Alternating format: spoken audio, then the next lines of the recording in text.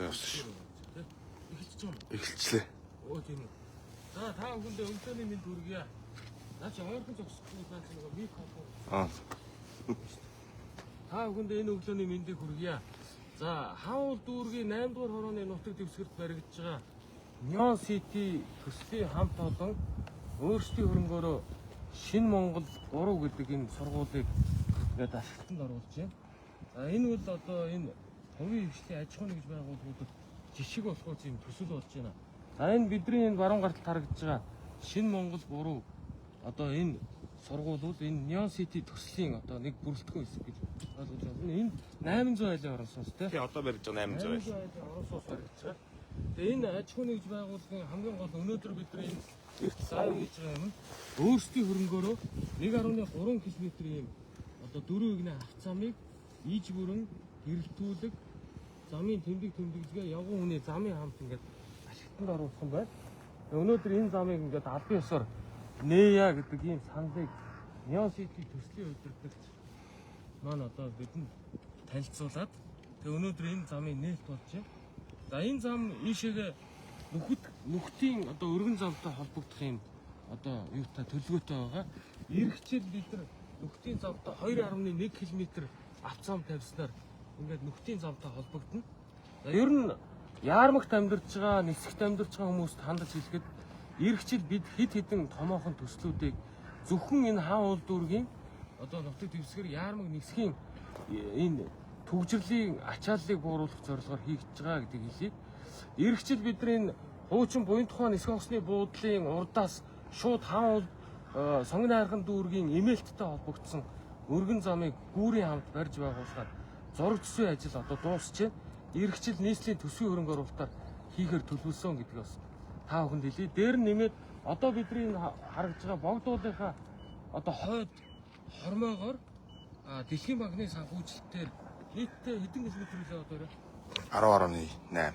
10.8 км ийм 3 игнэ 3 гэдэг чинь 6 игнэ өргөн замыг энэ нисхийн постны ярамгийн постны одоо хажуугаар оруулж ирнэ гэсэн ийм төлөвлөгөөтэй байгаа. Одоо яг эд төгжрлийн энэ үед цагт 90,000 автомашин энэ ярамгийн зам дээр төгжрээд байгаа. Энэ төгжрлийг хуваах ийм одоо олон төлөвлөгөөтэй ажлууд байгаа. Түүний нэг нь та бүхэнд одоо бид нар өмнө нь танилцуулж ирсэн Туулын хордны замын бүтээн байгуулалтын ажил 2026-2027 онд хийгдэж дуусгаар төлөвлөгдөж байгаа. Нийтдээ 33 км 6 игнэ одоогийн энэ нэг төвчний замтай огтлцдгүй ихэвчлэн дүүрэн байгууламжаар явдаг ийм замыг хийхээр төлөвлөж байгаа. Яг барилга угсралтын ажил бол 3 дугаар сарын 15-наас эхлээд хийгдэнэ. Одоо бэлтгэл ажлууд хийгдээд явж байна. Тэгээ би өнөөдрийн ирсэн гол зорилго маань бол энэ Neon City гэж одоо төслийн хамт олонд бас талархтай хэлхий наадаа бас ажлын хамт энд бас хамтран итгэж байгаа залуучуудад амжилт хүсье. Яагаад энийг онцлж хэлж байгаа нөхөр төв замаасаа өөрийнхөө хороод хотхон руу явах замаа өөрсдийн хөрөнгөөр нэгдүүлж барьж байгаа. Хоёрдугаар сургуулийн асуудлыг ингээд цогцоороо шийдэж Шинэ Монгол гэдэг 3 гэдэг юм одоо сургуулийг Шинэ Монгол сургуулийн хамт олонтой хамтарч одоо төслийг хэрэгжүүлэхээр нэг эцэлсэн байгаа. Сургуулиуд өнөөдөр орон сууцны хороолууд нь өөрсдөө ингээд баригдаад явж байна. Дээр нь бас нэг зүйлийг онцолж хэлэхэд дулаан хангамжийн хүрэлцээгүй байдлыг энэ төсөл өөрөө шийдэж байгаа. Өөрөөр хэлбэл өөрийн хөрөнгөөр дулааны станцаа барьж байгуулад ингээд ашиглалтанд хүлээлгэж өгөхөр байгаа. Дээр нь зөвхөн энэ төслийн гэлтгүй бусад энэ хавьд газартай аж ахуйн нэгж байгууллагуудад энэ төслийн хүрээнд дулаан хангамжийн асуудлыг хамтдаа шийдэж байгаа. Сургуулийн шийдэж байна, авцаамын шийдэж байна, дулааны станцын давхар шийдэж байгаараа энэ төслийн одоо том онцлог гэж хэлж болно. Тэгэхээр төр хувийн хвшлийн түншлэл гэдэг бид нар их олон жил ярьсан болов ихэвчлэн хуурай яриануд байсан. Энэ төслийн жинхэнэ онцлог бол жинхэнэ ухаараа төр хувийн хвшлийн түншлэл байгаа. Өөрөөр хэлбэл эрчим хүчний яам тухайн аж ахуйн нэгж байгууллагад дулааны станц барих зөвшөөрөл цаашлаад тарифын хэмжлүүдийг амжилттай хийсэн байгаа. Дээр нь сургуулийн одоо тусгай зөвшөөрлүүдийг боловсролын яамнаас ингээд шийдэж өгсөн. Шинэ Монгол гэдэг манайхан бол одоо маш сайн мэднэ.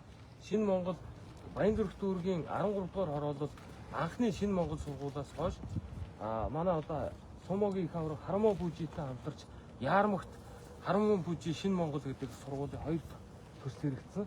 За 3 дахь төсөл нь болохоор одоо энэ одоо бидний яг энэ хайна харагдаж байгаа Шинэ Монгол 3 гэдэг энэ төсөл байгаа.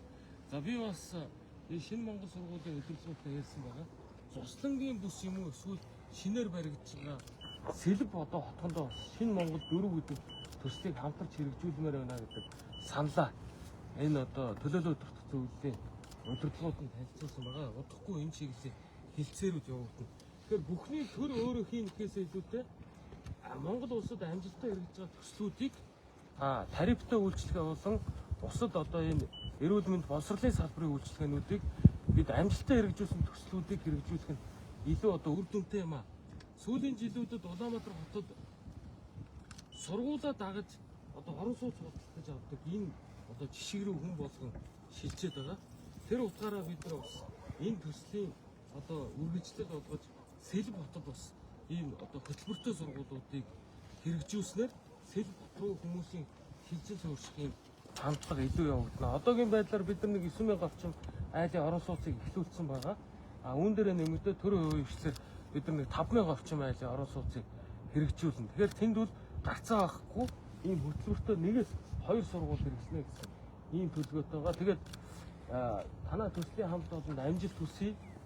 Энэ бусад одоо барилгын компаниуд төсөл хэрэгжүүлэгч аж ахуйн нэгж байгууллагууд яг энэ одоо Neon City төслийн жишгээр болж өгвөл нийслэлийн төсөвт дарамт учруулах өөрсдөө замаа тавьчихдаг. Дулаан хангамжийнхаа тархмал их усрыг бий болгочдөг. Дээр нь хамгийн гол нь ирээдүйн хойчийн босрлолын ийм том хөрөнгө оруулалт хийдэг ийм төслүүд олон олноороо хэрэгжээсэй гэдэг ийм зүйлийг энэ өглөө эрт та бүхэндээ хэлж байна. Тэгээд биднийг бас үдсэн хүмүүстээ баярлалаа. За тэгээд хэвлэл мэдээллийн байгууллагынхаа үргэлжилж байна. Би лайваа ингээд дуусгачих.